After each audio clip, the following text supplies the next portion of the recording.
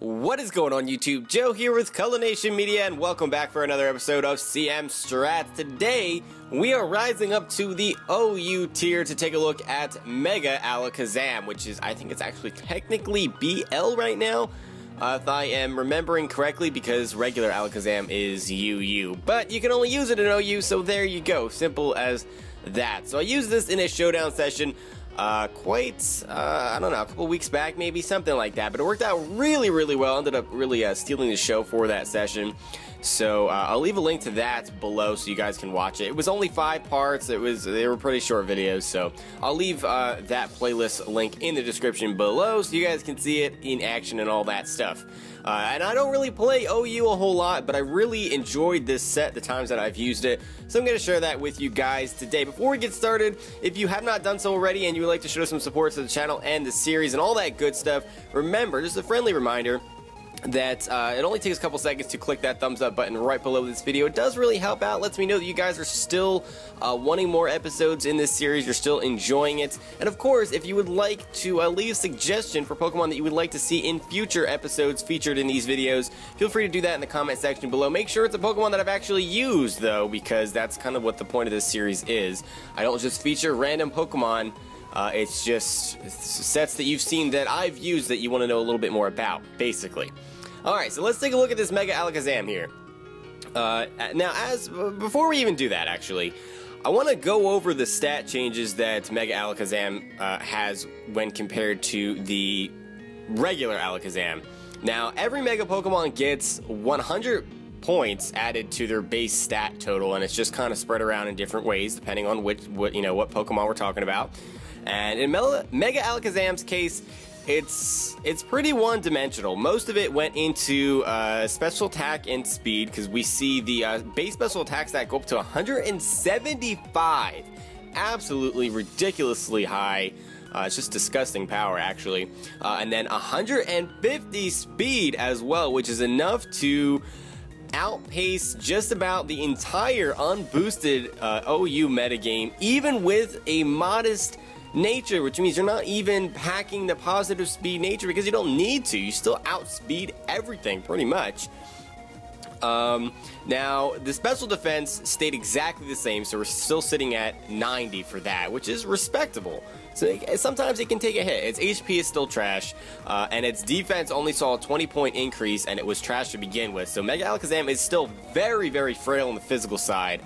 And so most of the difference that we see in the stat changes, it's all offensive prowess. It's offense, speed, and Mega-Alakazam can use that fairly well. So we're going to put that to good use on this set. So obviously a modest nature, you don't need timid to outspeed really anything. You pretty much just outspeed everything, so you might as well have that extra power.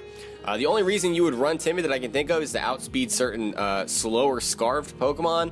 But for me, I like the extra power. It's a little bit more reliable. For me, if you're dealing with a troublesome Scarf Pokemon, priority is usually the way to go, or, send in something that can take a hit, retaliate back, and then if you have to sack something, you have to sack something. That's just, something you have to build around with your team. Now, the EV spread, very straightforward. There's really no reason to go for any other type of spread that I can think of. Just max special attack, max speed. You can throw the extra 4 EVs into whatever you want.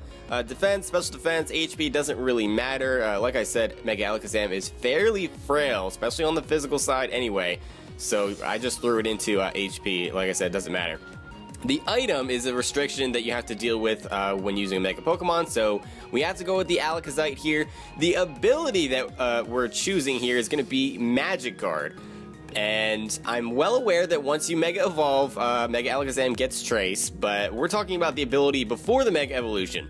And having Magic Guard is nice because it allows you to switch in on Hazard and stuff and not have to take that kind of damage, which is pretty darn cool because, you're not packing the Focus Sash, obviously, because you're Mega, but it's nice to not have to take that damage when you come in, so that is pretty cool.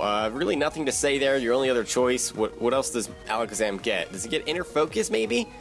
I think Inner Focus and Synchronize, I think, are his other 2 abilities, if I'm not mistaken. Could be wrong about the Inner Focus, but definitely gets Synchronized. Regardless, Magic Guard is the way to go. Alright, now as for the moves, there's some debate here, and The basic strategy, as you see on the right in slots 3 and 4, which I guess should be slots 1 and 2 if you're talking about order of importance, but disable and protect is the cornerstone of this set. And basically, the way that I use it is you protect on the first turn and then disable whatever move they're trying to hit you with. So if they have, you know, especially if we're talking about a Pokemon that is choice locked, which is the most useful time to use this, and I love using it against Pokemon like Choice Banded Scizor or Choice Specs, anything.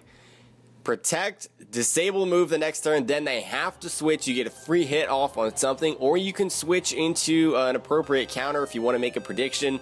Regardless, most of the time you're going to get momentum that way, and you avoid taking a hit, which means you force your opponent to play around what they think you're going to do, as opposed to the other way around. So that's always good. You're keeping your opponent guessing and all that stuff. Now, it doesn't always work if your opponent's just going to come in and start setting up all over the place. Sure, you can disable that. You probably just die on the next turn due to a boosted, you know, whatever move. They go for Swords Dance or whatever. So that is fantastic. It allows you to scout for status moves, too. If you're talking about things like Breloom, which is a very common lead, and it carries Focus Sash, so you can't kill it with the Psyshock. Sure, you outspeed it, but you're still going to get Spored and put to sleep. You can protect, then you can disable it on the following turn, then Psyshock it, and the worst that it can do is, you know, if it has Bullet Seed, it might go for that. That might actually kill you. But that's the kind of example that I'm talking about. At the very least, you know, you don't necessarily have to stay with Mega-Alakazam too. In that specific situation, I would probably switch out because, like I said, Bullet Seed or Seed Bomb or whatever it wants to go for would probably just kill you.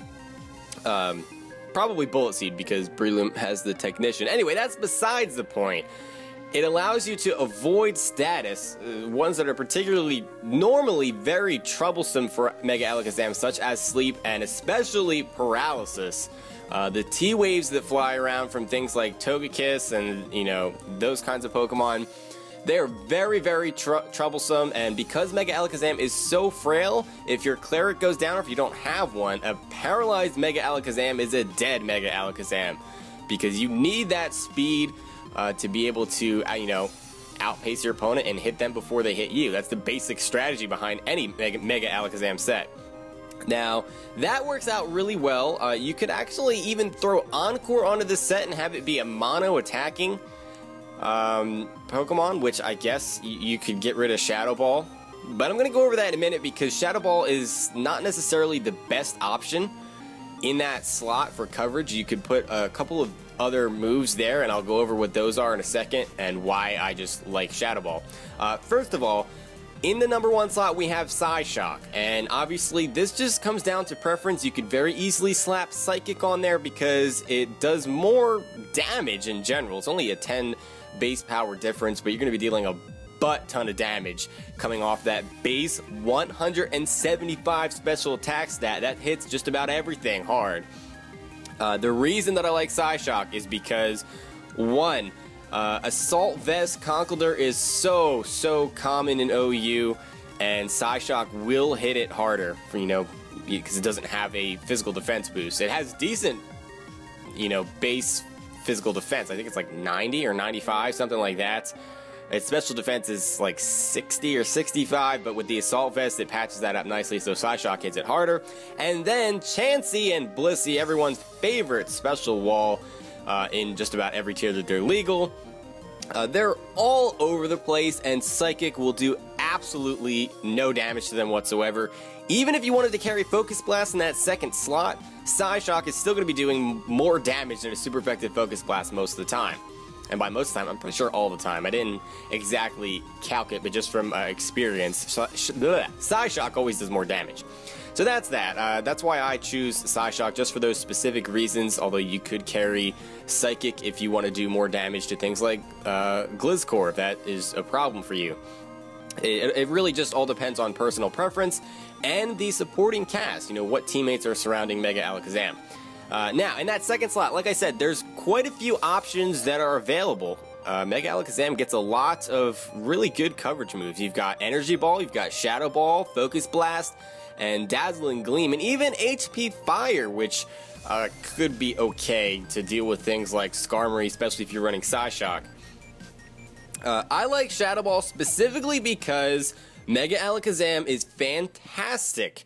This specific set, by the way, is fantastic at dealing with all of those choice specs and Life Orb, Latios, and Latias. Latias is usually defensive, but Latios specifically, very common in OU, at least whenever I played, I always run into them. Mega-Alakazam, especially the choice spec set, just Latios has no answer. You protect, you can disable whatever move they're going to go for, Shadow Ball them, you know, you're pretty much going to win that matchup every single time, and at the very least, you force it out, and it has to come back in later. That means you get damage on something else, so it's just a good time.